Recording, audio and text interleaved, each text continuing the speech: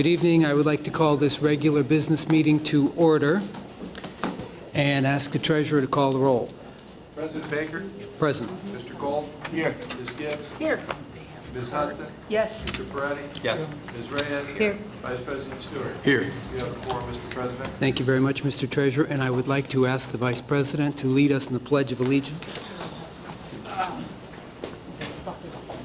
I pledge allegiance to the flag of the United States of America and to the republic for which it stands, one nation, under God, indivisible, with liberty and justice for all.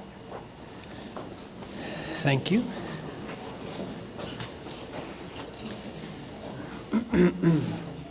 All right, allow me to briefly read through the agenda so we all know the work we have before us this evening. Our next item is to approve some minutes from a previous meeting, after which we will adopt our agenda as presented. We will then have a special recognition of Vice President Stewart because this is his last meeting as a member of the board. We will then take public comment. We do have at least one speaker this evening signed up so far. We will then hear the CEO report from actually Deputy Superintendent Stanford, who's here this evening filling in. We will then hear a very brief report from the treasurer if he has anything to offer. Then hear from the internal auditor if she has anything to offer. We'll take up our consent agenda. I will then talk about some of our successes over the past couple of years as a board. We will then actually also hear committee reports this evening.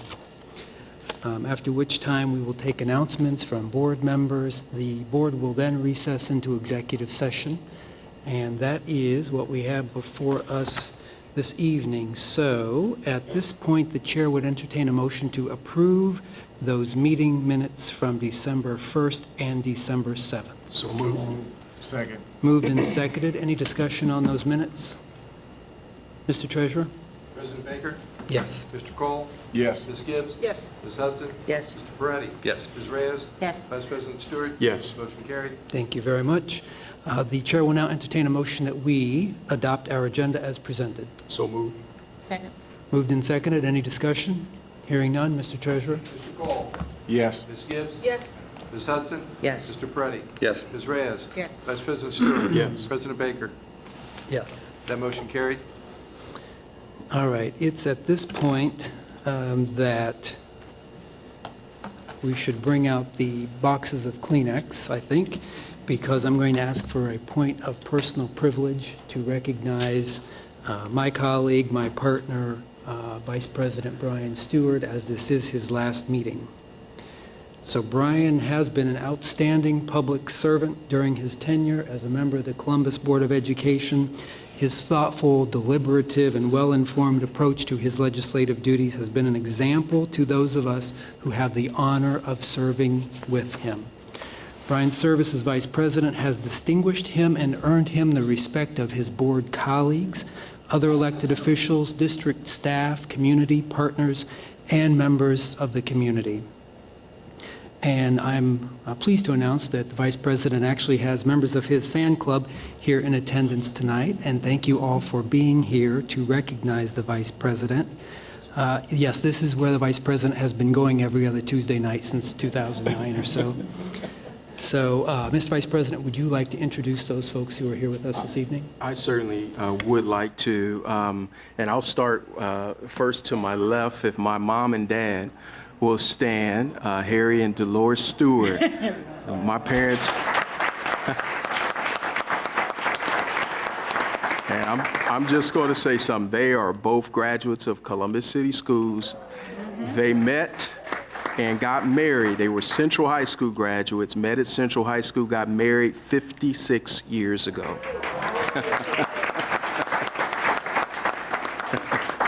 I also like to recognize my lovely wife of 17 years, Miss Shelley Ridley Stewart, who is also an alum of Columbus East High School and is a current teacher in the district. I love you, sweetie. Also would like to recognize my sister-in-law, Mary Bell Perez Ridley. She is awesome from New York. She also serves as my assistant at my law office and keeps me really in shape. So thank you. Thanks, Mary.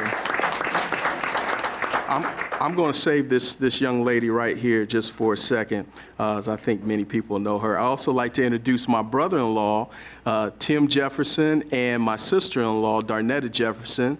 Both are Columbus City School graduates. Wonderful. And last but not least, do I recognize our former board president, Ms. Carol Perkins, who has been just a tremendous mentor to me and leader, an example to me of what leadership is. And I thank you so much for being here. Thank you. Thank you, Mr. Vice President. Thank you very much. You certainly will be missed. Now, on behalf of the entire board, I would like to present you with a small token of our gratitude for your service. And it says, with appreciation for outstanding service, Brian O. Stewart, Columbus City Schools Board of Education, 2009 to 2015. Mr. Vice President. Thank you.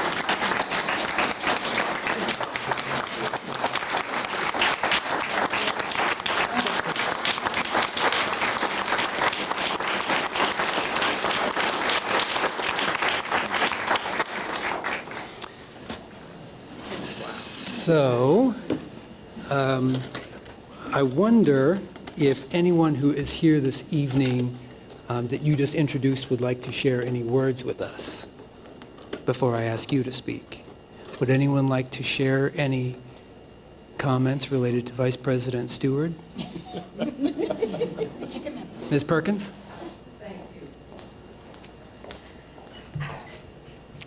President Baker, Vice President Stewart, and Columbus Board of Education members. It's an honor and a privilege for me to be here today because I wanted to personally thank Brian for all of his service.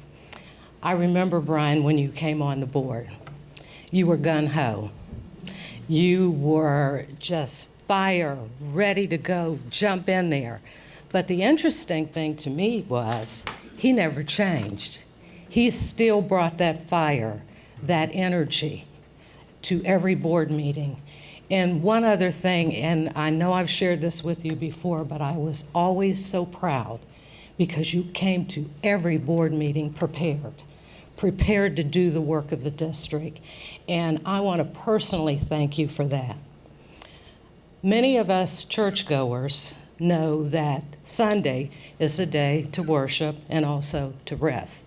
Well, I think you're going to soon find out that Tuesday is going to become a day of rest. So you'll be able to enjoy 2 days out of the week instead of one. But I want to personally thank you for being a part of this wonderful organization. You were in it to win it. You always came prepared to do your best. And I personally want to thank you for that. I love you always, Boo. Thank you.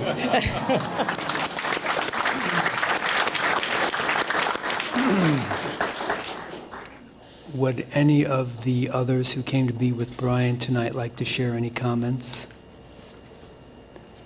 All right.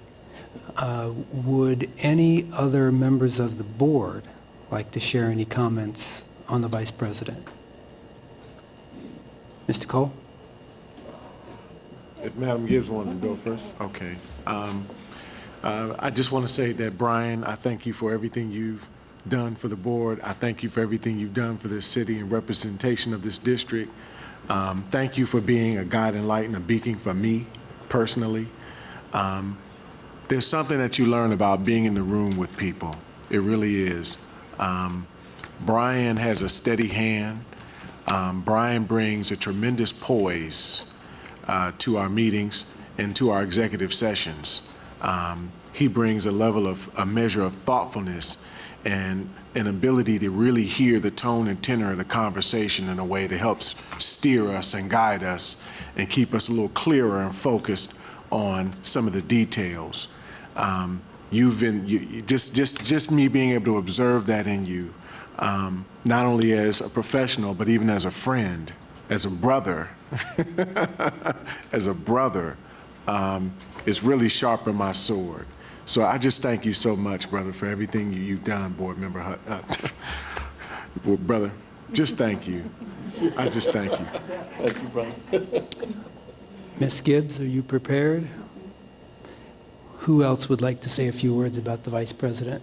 Ms. Reyes? Well, Brian, we came in as freshman class members, I guess. We came in the same year. We sat, I think we both got a little freaked out when we had that about 6-inch policy governance book, and we both looked at each other and were like, what did we just get ourselves into? But as I already stated, you've been a coach, you've been a mentor, you've been a great friend. You are the peace in the board executive room. You've calmed us all down when we get a little hot and bothered. I know people think that we don't have conversations. If you were in the room, you've always been that everybody calmed down, brought us all back. You kept us out of trouble with your legal mind, your legal expertise. You've been an educator to us on the board. You've steered, even though we're remotely the same age, you've steered many of us in the right path. You and I have fought back and forth to talk at Northland graduation. We might have to do a wrestle. I know this is your last year, but my nephew's graduating this year, so you might lose this year, but I'll share.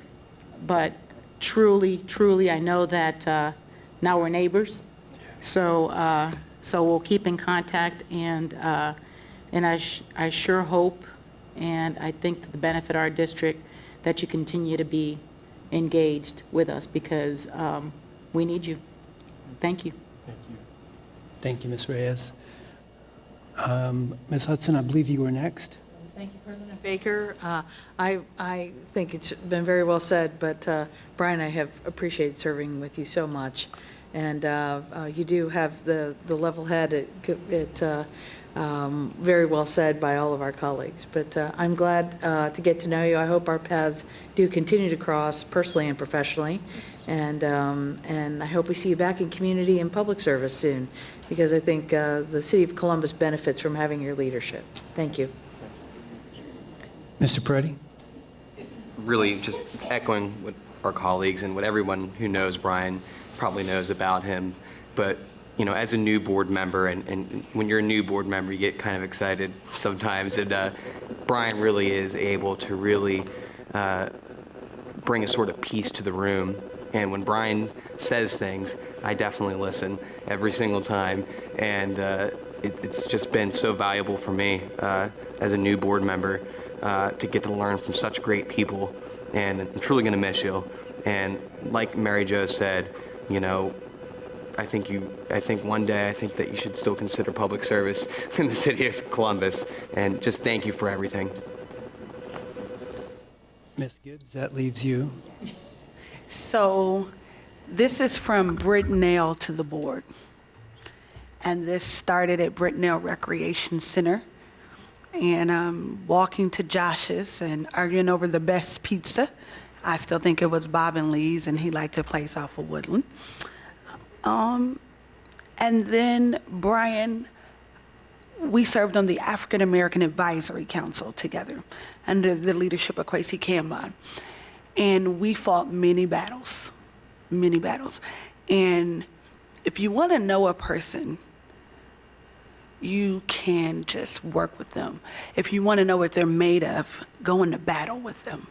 And every single time, every worthy fight, you have proven yourself a man of integrity and character, principles, and value.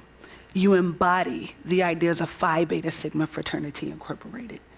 You are an amazing entrepreneur, lawyer, father, brother, nephew, son, and friend. You have served this community and made Northland very proud. Not too many of us are alum of Columbus City Schools, but you have not only shown that you can do it, you can overcome whatever labels they've put on children. You have proven all of your doubters wrong. And your service, and I'm telling y'all, we will miss the calm voice in the room. And in those times of storms, the best ship is leadership. And you have guided our leadership for so long. I will miss you. I will miss your steady hand. I'll miss the calm, strong voice. Just because you're loud doesn't mean you're right.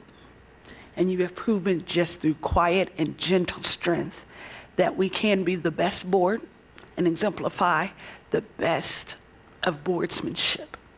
I appreciate all you do, and I love you. Thank you, Ms. Gibbs. All right. Any staff want to share? Dr. Stanford, Mr. Treasurer, Madam Internal Auditor? Yes. Board Member Stewart, while I've only been here a short time during your boardsmanship, I will say that certainly I've witnessed all the fine qualities that your fellow board members have mentioned. But what I'll miss, two things. One, we sat beside each other during most of the executive sessions, and our conversations and shall we say sidebar comments will be definitely missed. It made them very enjoyable. And last but certainly not least, I'll be looking for another male board member from whom I will pattern my dress, because you are one of the best dressed board members I have ever seen. So I congratulate you on that, and I appreciate it. But thank you for your service. Madam Internal Auditor, anything to add? Yes. Vice President Stewart, you know I've been bugging you since you announced you weren't going to run for the board to consider still being active on audit committee in some form or fashion. I just appreciate the thoughtful questions that you brought, to the committee, and your presence and your comments just made us that much better. So I echo what your board colleagues have said, and I will definitely miss your presence, even though audit committee is not as, sometimes it's not as contentious as some of those executive sessions can be. We will miss you. Thank you. Deputy Superintendent. Mr. President, members of the board, Vice President Stewart, thank you for all that you have done for the families and the students of this district with your service. I also want to thank you on behalf of Dr. Good and the staff for the fatherly advice that you have provided over the years and for your strong guidance that you have provided us over the years. As everyone has said, you are a man of integrity, a man of courage, and a man of strong will and a quiet voice. And you have made your presence known on a daily basis with us through your guidance and your advice to us. And we are going to sorely miss you being on the Board of Education. Thank you, Deputy Superintendent. Director Johnson, do you have anything to share from the city's perspective? Well, not just from the city perspective, but I've had a chance to know Vice President Stewart from his tenure on the board and my work with the CEA. And so as you were saying all these things, I pulled up this quote by Martin Luther King: "The ultimate measure of a man is not where he stands in times of in moments of comfort and convenience, but where he stands at times of challenge and controversy." And we know that there has been much challenge and controversy over the years in Columbus City Schools, and you've always been the ultimate professional. And this board and this city is so fortunate to have you to serve us. Thank you. Now, not to put you on the spot, but I did give you time to prepare for this. I'm going to ask you if you'd like to offer any comments. Please keep your remarks to 4 minutes. Well, I actually didn't prepare anything. You should have taken a couple sheets. Here's the rest of it. No, thank you all. It has been a pleasure and an honor to serve the students and the citizens of Columbus as a board member. You know, these past 5 years have been both challenging and rewarding. I could have never imagined that as I sat years ago in a classroom in Columbus City Schools that the level of education would have brought me to this particular point. And I couldn't have imagined how far a Columbus City Schools education could take you. It's because of that experience that I had as a young person in Columbus City Schools is why I've always believed that it was critically important that the district's mission is manifested in the lives of every child that enters every door in our district. So it's my hope as a board member that in some way I've been able to help move us towards that goal. I'd like to take this opportunity to, of course, once again, thank my family, my wife, who is my backbone and my rock, and my mom and dad, who have been earth for me, has given me a fine example of integrity and caring and compassion, and I thank you. I'd also like to take the opportunity to thank Dr. Good, to thank Dr. Stanford, Ms. Gillison, Mr. Bohoric, Ms. Smith, the administration, the staff, the teachers, the custodians, the transportation folks, the bus drivers, the cafeteria workers, and every single stakeholder, every single person that comes in contact with our students and who work tirelessly on behalf of our kids. You know, so often your efforts to educate go unnoticed and unseen, but I have noticed them and I have recognized your commitment to our children and how you remain steadfast to that commitment.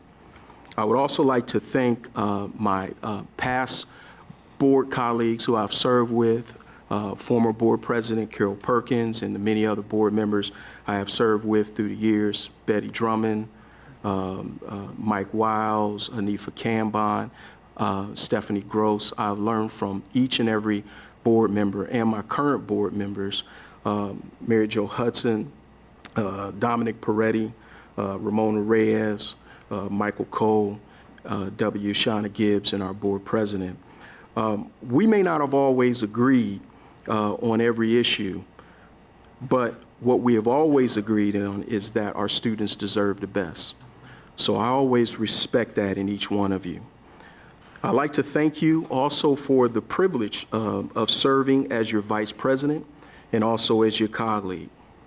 And then finally, I'd like to thank our board president. I'd like to thank you for your dedication to our students. I've seen that dedication up close and personal. You have been an exceptional leader. And it has been my privilege to work alongside of you as your vice president, as your board colleague, and as your friend. To the citizens of Columbus, I thank you so much for the opportunity that I've had to serve the district that I was reared in. Thank you all. Thank you. Oh, and I see one of my law partners back there. Hi, Cressida. Thank you for being here. All right. And Mr. Cambon, who is back there as well. Thank you so much, and thank everyone.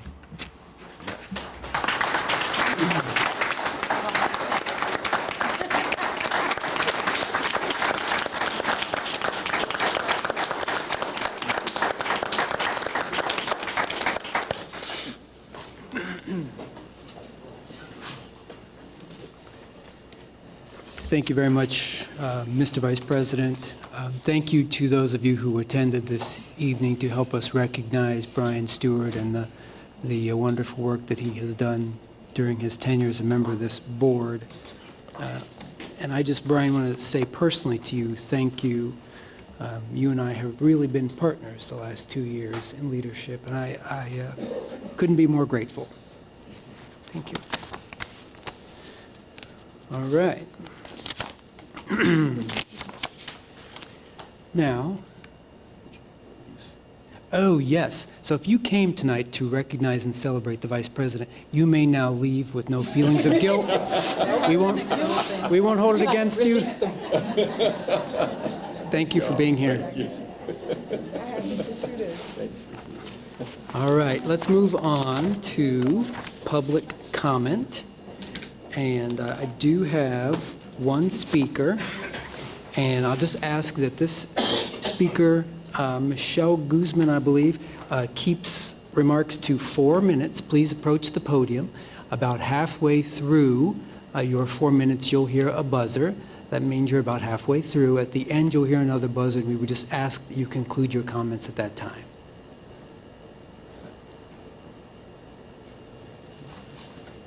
Yes, ma'am, the floor is yours. Good evening. President Baker, Vice President Stewart, Treasurer Behar, Internal Auditor Smith, and members of the board, and Dr. Stanford, right? Stanford. My name is Michelle Guzman. I am a parent of 2 children who attend Columbus City School, one of whom attend Alpine Elementary. I am also the PTO president at Alpine. My purpose in addressing the board tonight is to share my concern for the lack of working computer and not up-to-date available to students, as well as the lack of space for students to use the computer.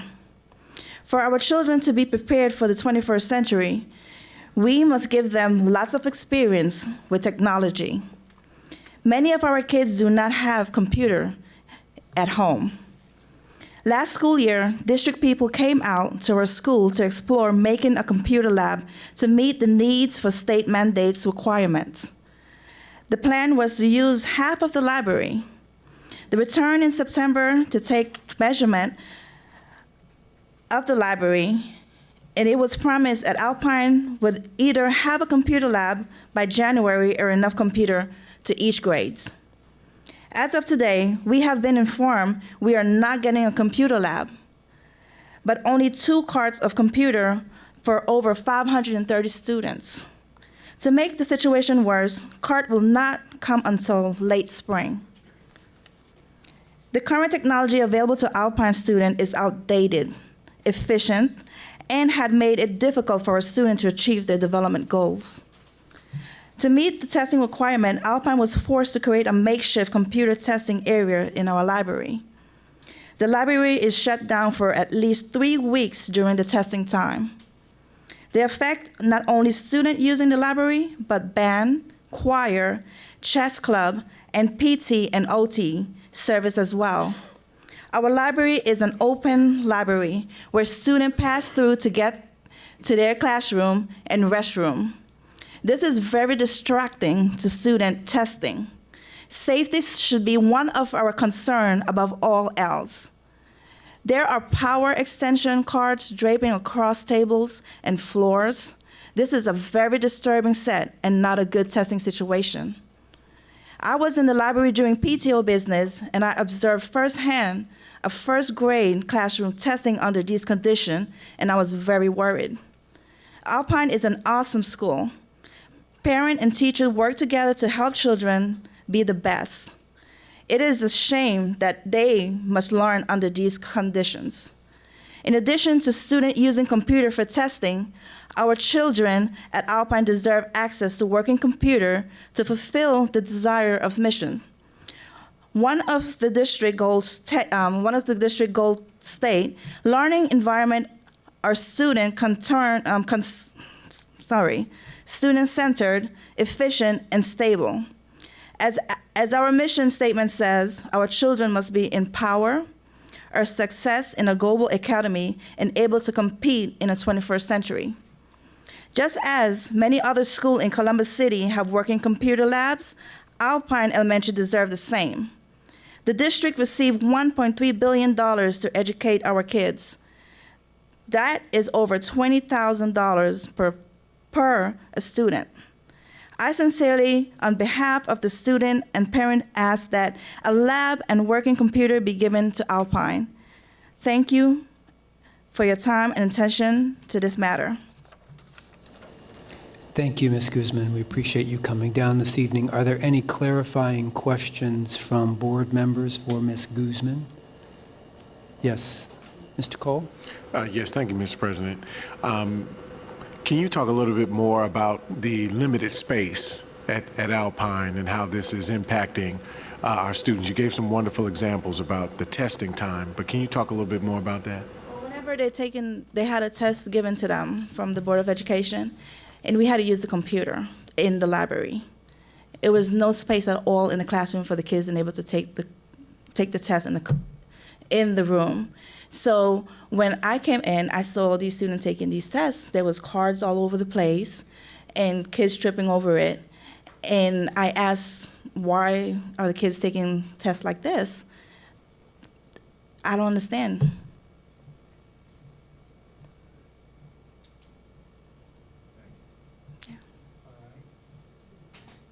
Vice President?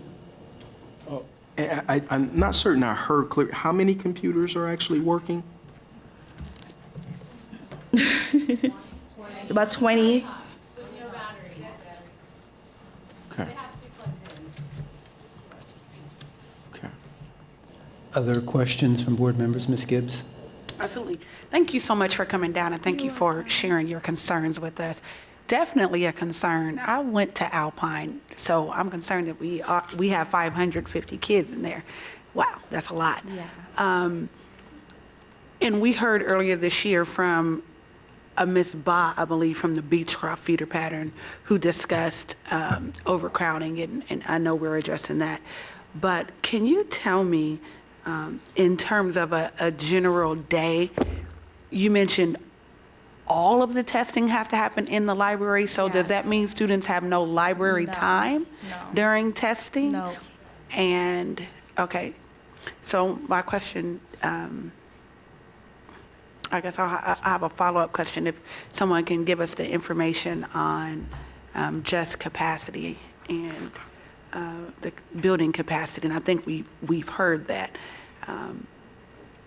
Is Alpine all neighborhood, or is it part lottery? That's my other question. That would be to the administrative team. All right. Or Ms. Gillison. The question is Alpine all lottery, or is it all neighborhood, or is it neighborhood and part lottery? Mostly neighborhood. Board member Gibbs. Okay. Okay, are there other clarifying questions from board members for Ms. Guzman? Yes, Ms. Gibbs. Can you clarify for us one more time, what is it that you would like to see? How would you like to see this resolved? Perfect, because the school, they in the library actually taking these testing, and they disturb distraction from kids coming through the door, teachers testing other kids, the band choir is there at the same time too. It doesn't work. How can they concentrate on passing a test when it's not, protected with doors and stuff? They're disturbing. They're watching the other thing, and they're kids. My student go there, and my kid go there, and I was like, wow. I never went to a school like that. We always had a private lab class with computer to take tests. But it's impossible for a student to pass a test when it's so much distraction. Thank you so much. You're welcome. Mr. Peretti? Just to clarify, so when students are taking these state mandated tests, that there are multiple distractions going on and kids coming back and forth through the room? And my daughter, it's very distracting to see that she do not pass the test because of that situation. She gets distracted real fast, and there's a lot of students like that. I came home to my husband and I cried. I was like, this is impossible. We're paying our tax money for this, and they're in the library taking a test, a state test. No wonder they be failing. Thank you. If there are no more clarifying questions from board members, Deputy Superintendent? Mr. President, members of the board, I just want to take a quick moment to inform the board that Mr. Oldham and his team with Alex Trevino, our Director of Capital Improvements, have been looking into this issue, and they're working on the issue as we speak. Thank you. Question. Ms. Gibbs? Thank you for that. Can you tell us, and if I'm right on the district calendar, when is the next round of testing? Are we in air testing now, between now and January 29th?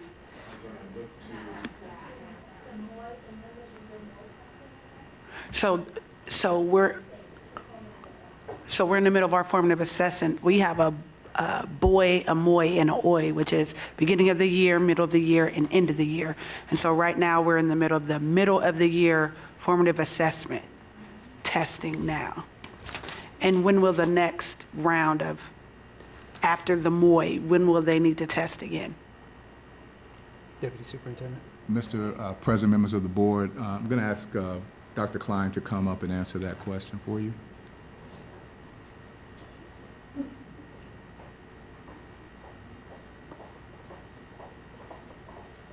Good evening. Evening, Dr. Klein.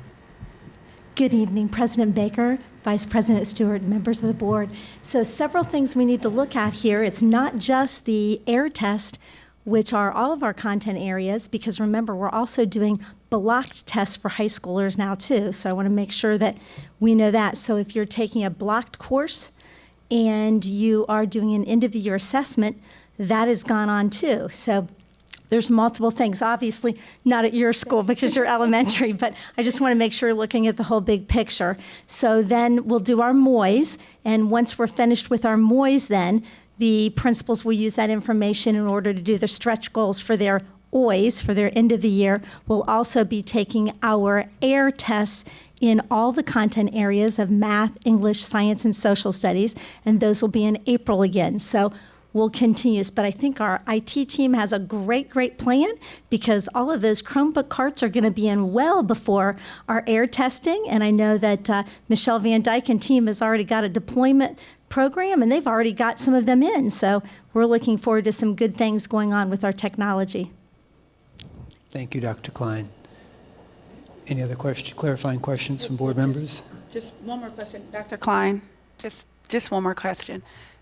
Based on the implementation in the air cart, just one more question. Are our formative assessment periods flexible enough to allow a school to wait until we fix their problem before they have to go, or is there a definite drop-dead date where they have to be done? Member Gibbs' comment, question, there's a definite drop date, but we are flexible within our district because we set those dates.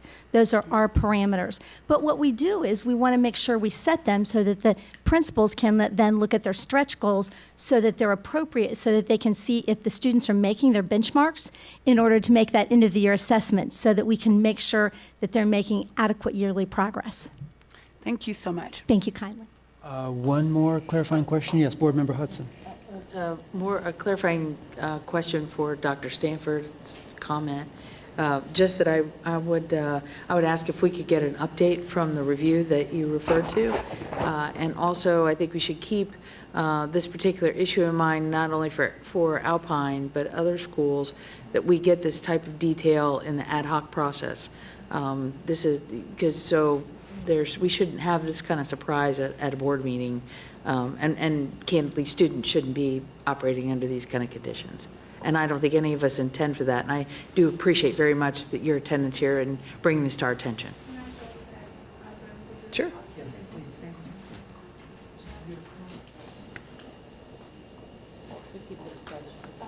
Thank you very much.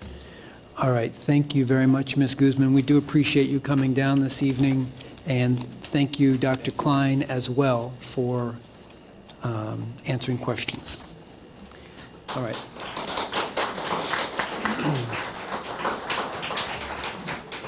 And thank you to everyone here tonight who was here to support Ms. Guzman. And so I'll say to you, if you're from Alpine, you may feel free to leave.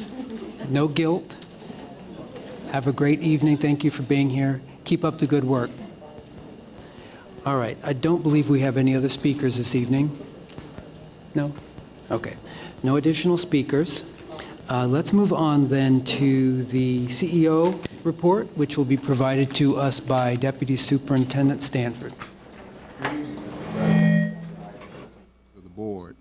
On behalf of Dr. Good, it is my pleasure to present the superintendent's report this evening. Thank you for allowing me to have this opportunity to spotlight and recognize the outcomes of our work together as a team, especially since this is the final meeting of the calendar year. Now, you know it takes a lot for Dr. Good not to be with us this evening for a board meeting, right?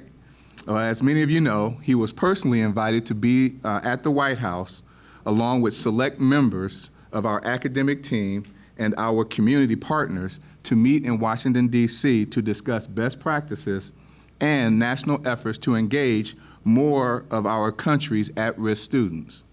I'm sure he will have a lot of exciting new information to share with us when he returns to Columbus, and we are looking forward to his return. As a district, we have made engagement a top priority, as you know. We are identifying strategies and opportunities to better engage not only our students, but also our parents and families, our teachers and staff members, our stakeholders and partners, and our community as a whole. So tonight, let me focus the superintendent's report, in his absence, on this ongoing engagement effort. First, however, I would like to take note of the safety concerns in the Los Angeles Unified School District that dominated the news today. The story is still developing, but it is a reminder to all of us that we have to stay vigilant in our efforts to protect our students and staff.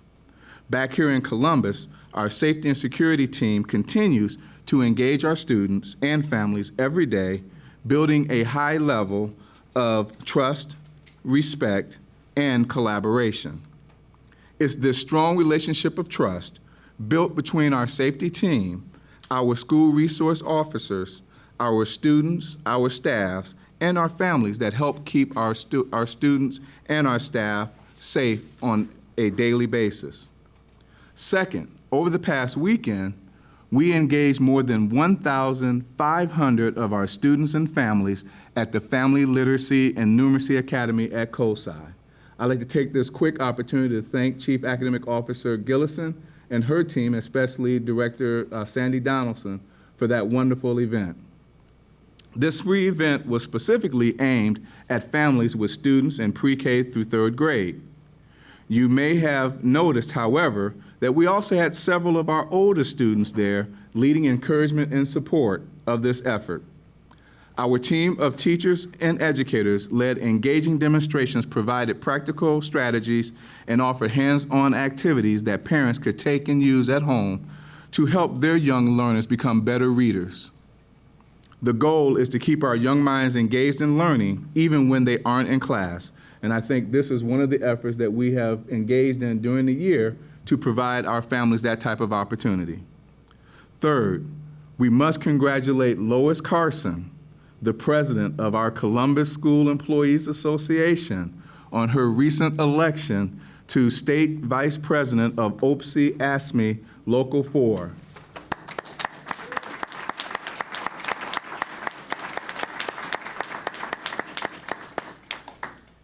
Lois will be engaging and sharing our spirit of success statewide as part of the leadership team of this union of 34,000 workers across the state. Here in Columbus, our secretaries, our bus drivers, our mechanics, our food service employees, our librarians, our custodians, our educational aides, instructional assistants, and bus attendants are a part of this organization. So congratulations, Lois, on a wonderful, wonderful opportunity for you.